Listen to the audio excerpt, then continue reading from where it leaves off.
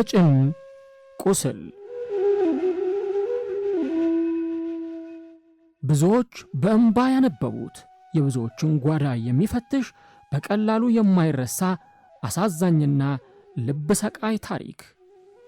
ተክሉ ጥላሁን እንደጻፈው፣ ተራኪ ተስፋወርቅ ሉልሰገድ። የጭን ቁስል።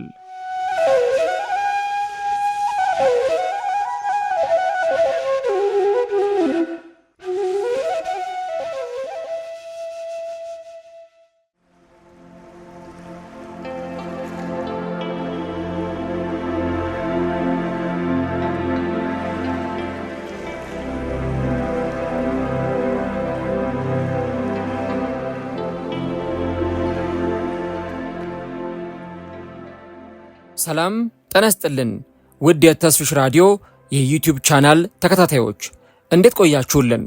በያላችሁበት ሰላማችሁ ብዝት ይበልልን። እንደሚታወቀው የጭን ቁስል ተከታታይ ትረካችን በባለፈው ዓመት ነበር ለመጨረሻ ጊዜ ወደ እናንተ የቀረበው። እናም ክፍል 10 ላይ ነበረ የመጨረሻ ትረካችን ያቆመው። በተለያዩ ምክንያቶች እነዚህን ተከታታይ ትረካዎች ወደ እናንተ ማድረስ ባለመቻሌ ትልቅ ይቅርታ እጠይቃለሁ። አሁን ግን ተመልሼ መጥቻለሁ። በባለፈው የክፍል 10 የጭን ቁስል ትረካችን እንዳስደመጥናችሁ ሰናይት አሁንም በከፍተኛ የህይወት ውጣ ውረድ ውስጥ እየቀጠለች ትገኛለች። ለብዙዎች ደስታን የሚሰጠው የወሲብ ጉዳይ ሰናይትን ግን ሊያስደስታት አልቻለም። የትዳር አጋሯ በፍጹም ሊረዳት አልቻለም። በተለይም ህመም ላይ ሆና እንኳን ይገናኛታል። እርሷን የሚረዳት ሰው በፍጹም ልታገኝ አልቻለችም። ይህንን ጉዳይ ነበር በክፍል 10 ትረካችን ወደ እናንተ ያስደመጥናችሁ። ክፍል 11 ዛሬ ወደ እናንተ ይደርሳል። እነዚህን ትረካዎች ወደ እናንተ ለማድረስ የእናንተን ድጋፍና ትብብር እንፈልጋለን። ስለዚህ ቻናላችን ለበርካቶች እንዲደርስ ቪዲዮን ስትጀምሩ ላይክ በማድረግ እንድትጀምሩ በአክብሮት ጠይቃለሁ። ከዚህም በተጨማሪ ቪዲዮን የምትከታተሉ አድማጮቻችን ሰብስክራይብ ካላደረጋችሁ ሰብስክራይብ በማድረግና የደውል ምልክቷን በመጫን የቻናላችን ቤተሰቦች እንድትሆኑ ስንል በአክብሮት እንጠይቃለን። አሁን እንግዲህ ከዛሬ ጀምሮ በተከታታይ ትረካዎቻችን የጭን ቁስል ወደ እናንተ የሚደርስ ይሆናል። ሌሎች ልዩ ልዩ ትረካዎቻችንም ይቀጥላሉ። ጋዜጠኛና የእግር ኳስ ኮሜንታተር ተስፋወርቅ ሉልሰገድ ተስፍሽ አብሬያችሁ ቆይታ አደርጋለሁ። አሁን በቀጥታ ወደ ክፍል 11 እናልፋለን። አብራችሁን ቆዩ።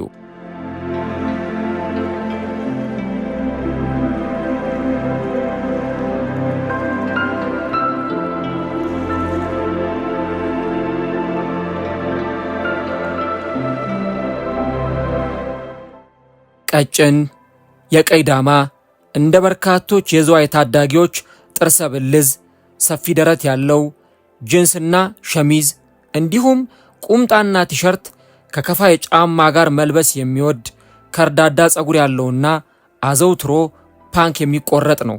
ቤቢ እንደ ቤቢ ባይሆንም ቀጠንና ዘለግ ያልኩ 1 ሜትር ከ73 ቁመትና 56 ኪሎ ክብደት ያለኝ ጥቁር ሴት በመሆኔ አንድ ላይ እንድንጣመር ተብሎ በልክ የተሰራን ነው የምንመስለው። እሱ ፊልም ሲወድ እኔ መጽሐፍ፣ በተለይም ብርቅርቅታን የማንበብ በሽታ የተጠናወተኝ ነኝ። ደጋግማ የተደፈረችውና ለእህቶቿ መስዋዕት የሆነችውን የብርቅርቅታዋን ሂላሪ ከነፍሴ ጋር ነው ያዋሃድኳት። በኪነ ጥበብ ላይ ካለን ልዩነት ባሻገር በአብዛኛው ከቤቢ ጋር ተመሳሳይ ፍላጎት ነው ያለን። ቤቢን የሚያውቁ ሁሉ በአንድ ቃል እንዲህ ሲሉ ይገልጹታል፣ የሰው መጨረሻ። እኔም ይህን አጥብቄ አምንበታለሁ። በጣም ሰላምተኛ ነው፣ ሰው አክባሪ፣ ሽቁጥቁጥና ተወዳጅ። በተለይ ለእኔ ልዩ ሰው የሚያደርገው እንጀራ ጋግሮ ዶሮ ወጥ ሰርቶ ማብላቱ ነው። ቤቢ ዘፈንና ጭፈራ ነፍሱ የሆነ እንዲሁም ፊልም ወዳድ ነው። ማንም ስለ ቤቢ ጥሩነት ሊናገር ከሚችለው ያልተናነሰ እንዲያውም ከፍ ባለ ኃይል መናገር ይችላለሁ። ልዩነቱ ሁሉም በውጫዊ ማንነቱ ከሚያውቁት በላቀ እንደ ሚስትም ውስጡን ጠልቄ የማውቀው መሆኑ ነው። በጣም ላደንቅለት የሚገባኝ ባህሪው በሰዎች ዘንድ ጥሩ መስሎ የመታየት ችሎታውን ነው። ሁሉም ጥሩነቱን፣ ሰላምተኛና ሰው አክባሪነቱን ይነግሩኛል። እኔ ግን ጽናት የቲያትርና ጸረ ኤድስ ክበብ ውስጥ አባል ሆኜ ሙዚቀኛና ድራማ ሰሪ ስለሆንኩ በሁሉም ዘንድ እንደ ባለጌ ዋልጌ ነበር የምቆጠረው።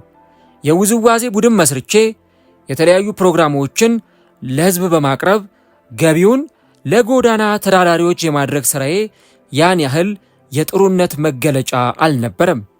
ይልቁኑ ተቅለስልሶ ሰበር ቀንጠስ ብሎ የሚታየው ባለቤቴ ነበር።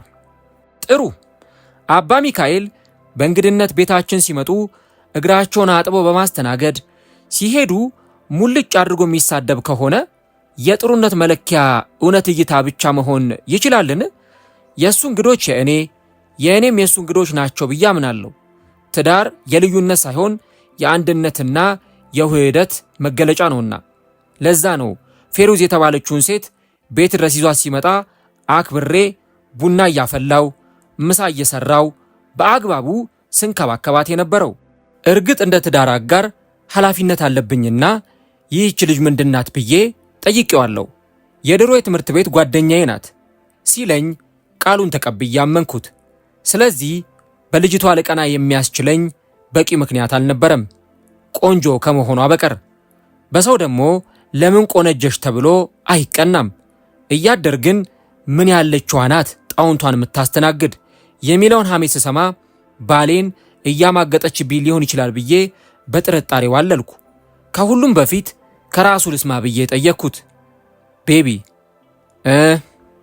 አንድ ነገር ልጠይቅ ነበር። ምን ሆንሽ? ሳትዋሽ ንገረኝ። ከፌሩዝ ጋር ያላችሁ ግንኙነት ምንድን ነው? ምንም። እንዴት ምንም? ምን ለማለት ፈልገሽ ነው? ጣውንቴ እንደሆነች እየተወራ ነው። ምንም ግንኙነት የለንም። ከቤት ሊወጣ ከተቀመጠበት ተነሳ። ትምላለህ? አዎ። እሺ። ጥሎኝ ወጥቷል። ከሐሜቱ በቀር ያየሁት ነገር ስላልነበርና ማስረጃም ስላጣው ነገሩን በአይነ ቁራኛ ከማየት በዘለለ ፌሩዝ ይባስ ብላ እህቷንም ጭምር እየያዘ ስትመጣ ፊቴ እንዳይጠቁር እየታገልኩ እንከባከባት ነበር። አንድ ቀን የፌሩዝ እህት ብቻዋን መጣች። በጨዋታ ተነስቶ ፌሩዝ ለአፓረንትሺፕ ባሌ ብትመደብም አልፈልግም ብላ ዝዋ የሆነችበት ምክንያት እንደ ቀልድ አዋዝቼ ጠየቅኳት። ግን ለምንድን ነው? ለቤቢ ስትል ነዋ። ቤቢዬን እኮ በጣም ነው የምትወደው አለችኝ። ጠልቄ ልገባ ብሞክርም ጥርጣሬ ነገሰባት መሰለኝ፣ ሸፋፈነችብኝ። እኔም ብዙ ላስጨንቃት አልፈለግኩምና ተውኳት።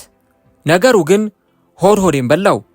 በዚያው ሰሞን ፌሮዝ ምሳ ልትበላ ቤት መታ ወደ መጸዳጃ ቤት ስትዞር አንዳች መንፈስ ሹክ አለኝና ምን ለማግኘት እንደፈለግኩ እንኳ ባላሰብኩበት ቅጽበት ደብተሮቿን ገላልጬ መመልከት ጀመርኩ። ደብተሯ ውስጥ ተሸጉጦ ባየሁት ነገር ልቤ ስንጥቅ እስኪል ነበር የደነገጥኩት።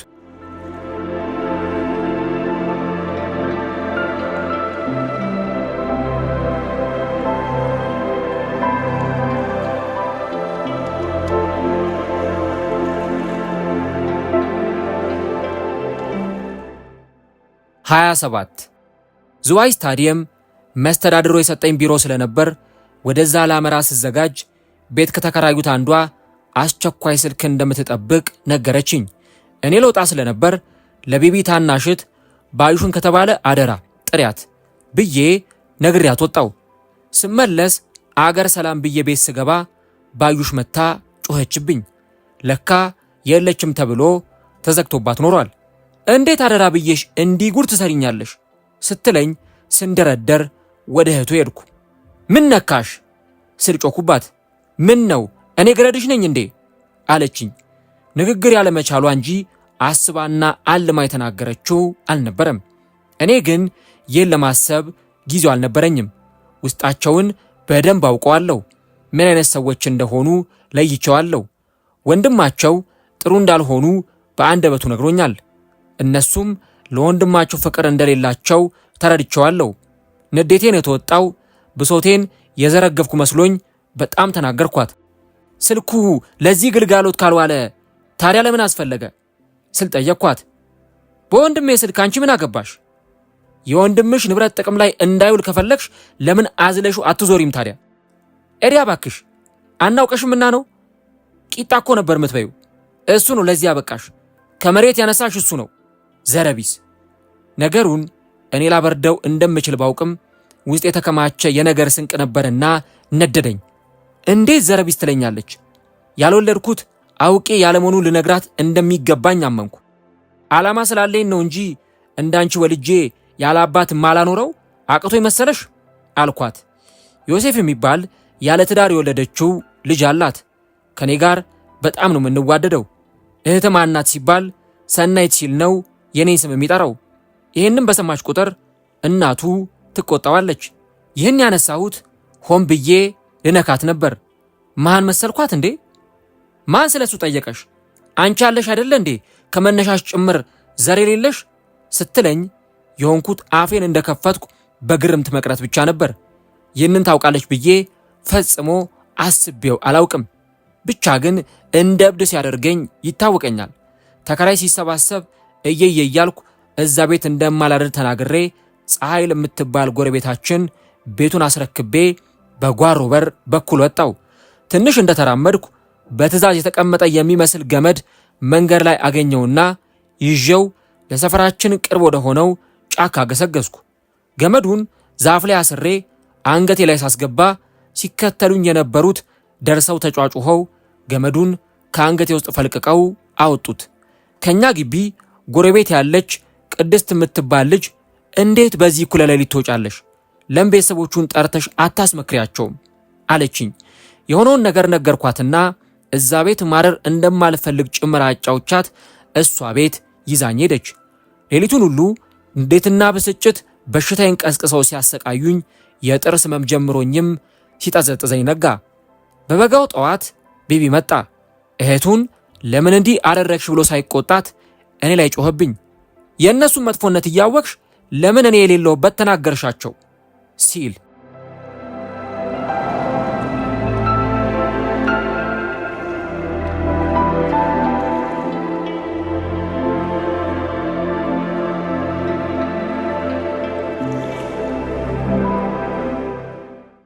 ትዳር እንዲህ እንደ ዘበት ዳቦ ተቆረሰ ጨዋታ ፈረሰ የሚባልበት አይደለምና ቁጣውን ተቀብዬ ተመልሼ ወደ ቤት ገባው። ወደ ቤት ስገባ ግን የጠበቀኝ የሚገርም ነገር ሆኖ ነው። ታላቅ እህቱ ማደሪያዋን እኛ ቤት አድርጋ ቁጭ ብላለች። ከእህቶቹ ጋር ጤናማ ግንኙነት እንደሌለኝ እያወቀ የሚፈነዳ ጦር አዘጋጅቶ ጠበቀኝ። እያደር ነገሮች መጋጋል ጀመሩ። ከብጥብጥ ውጪ ሰላም ስደት ገባ። ምንም እንኳን ከመተዳደሪያችን ውስጥ ትልቁን ቦታ የሚይዘው ከኪራይ የሚገኘው ገቢ ቢሆንም ገና ለገና ለዛ ስል ሕይወቴን በእንጦሮጦስ ውስጥ ከትቼ ማሳለፍ የለብኝም በሚል አንድ መፍትሄ ለመውሰድ ስል አባ ሚካኤልን አግኝቼ ሁሉንም ነገር ዘርዘር ነገርኳቸው። ስቃዬን ጠንቅቀው ተረድተውት ነበርና ቤቢን አግኝተው ማድረግ ያለበትን ነገሩት። ትዳር በቤተሰብ ቤት ውስጥ ጥሩ አይደለም፣ ልጅቱ እየተጎዳች ነውና በቶሎ ቤት ተከራይታችሁ ኑሯችሁን አስተካክሉ ሲሉ ልንወስደው ይገባል ስል ያሳመንኳቸውን ምክንያት አቀረቡለት። ከችግሮቼ ግንባር ቀደሙ የእህቶቹ ሰላም መንሳት ነውና የባሌንስ ችግር እንደራሴ ችግር ልቀበለው እችላለሁ፣ የነሱን ግን በምን ሂሳብ ስል። ስለዚህ የአባን ምክር ተቀብሎ ቤት በመቀየሩ ላይ ሲስማማ ደስ አለኝ። ደስታዬ ግን አብሮኝ አልዘለቀም። ስምምነት ብቻ ነው የሆነው። ሰው ፊት የሚደረግ እኔ ዘንድ የሚረሳ መሐላ ነበር። የቤቢ የህይወት ፍልስፍና ያለመታከት 4 ጊዜ ደጋግመው ቤት እንድንቀይር እንዲያግባቡት ነገርኳቸው። አደረጉት። አሳዛኙ ነገር ግን ምንም ለውጥ ሊፈጠር አልቻለም። ሐሳብ ምንድን ነው አልኩት። ሁኔታው አልጥም ሲለኝ ምንድን ነው ሐሳቤ? ምን ያህል ከቶች ጋር መግባባት እንዳልቻልኩ እያየ አይደል እንዴ? በቃ አትረሽባቸዋ እንዴ? እኔ መች ደረስኩባቸው? ታውቃለህ አይደል ችግሩን? እና ምን አድርግ ነው የምትይኝ? ምን አድርግልሃለሁ? ለምን በነገሩ ላይ ሁሉ አዲስ ትሆናለህ? አባ ሚካኤል ባለፈው ሳምንት መስቀላት ይዘው እያለቀሱ አስማሉ። ይሄው በሳምንት ውስጥ ቤት እንቀይራለን ብለ እስካሁን ቄሱም ዝም መጽሐፉም ዝም ሆነ። የእናት አባቴን ቤት ንብረት እናቶቼን ጥዬ የትም አልሄድም። ይሄው ነው በቃ መልስ። አዎ አባን አገኘኋቸው። ከዚያ በኋላ በድጋሚ እንዲጠይቁት አልቅሰው እንዲለምኑት ፈልጌ አልነበረም። እኔ ግራ የገባኝን ጥያቄ እንዲያብራሩልኝ እንጂ። አባ ሚካኤል። አቤት። ከሰውና ከንብረት ማን ይበልጣል? ግራ ተጋብተው በሚመረምር አይን ሲያዩኝ ንብረት ወይም ሰው ብለው በመምረጥ ውስጥ ያለውን ግራ መጋባት እንደማያጠሩት ገባኝ።